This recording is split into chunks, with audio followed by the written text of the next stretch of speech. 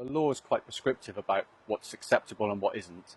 So if you have a handheld mobile phone, as in you're holding it in your hand and using it while you're driving, then that is an offence and you will be prosecuted. Now, if you're stopped in a traffic jam or you're stopped at a red light, some people think that's an opportunity to catch up on messages or make calls. The law actually is quite prescriptive around that activity as well, and that is included in the offence.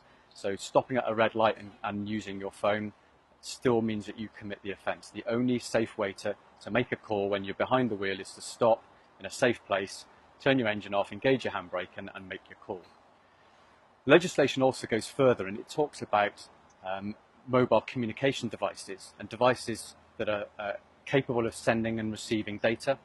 So if, for example, in your car you had your iPad attached to the air vents in your car on a cradle, and you were interacting with that device, you were accessing it, sending information or messages while driving, then that is also an offence, and again, you're also liable to be prosecuted if you were to drive in that way. So the safest advice I can give people, and it's not the law, but it's the safest advice I can give people, and it's the advice I'll give to my 17-year-old son when he starts driving in the next few weeks, is when you get into the car, turn off your mobile phone, lock it in the glove box, lock it in the boot, or turn on airplane mode, and that way you can absolutely guarantee you're not going to be distracted and all of your attention will be on driving, keeping you safe and keeping other road users safe. The law doesn't prohibit the use of a mobile phone in a cradle. So mobile phone in a cradle or a hands-free car device or Bluetooth device are permitted by law.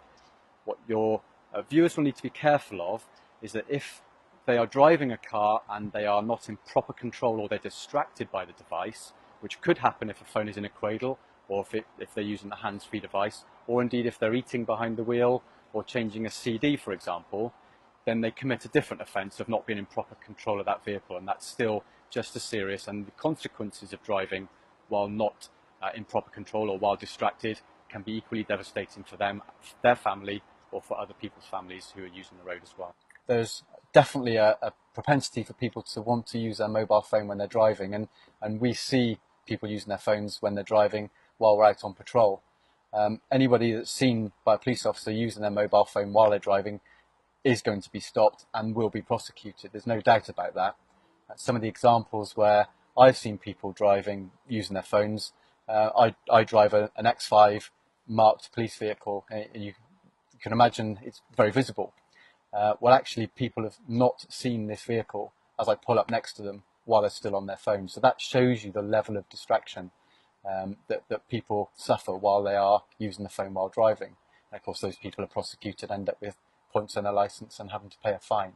So it's a really serious business we're talking about. And if you take it to its extreme and you're involved in a serious collision where somebody is hurt, or in the worst case scenario, somebody loses their life, you can expect that your phone will be looked at by the police, the data on your phone will be downloaded, and we will check to see if it was being used at the time, whether to make a call, to send a text message, or to gain access to the internet.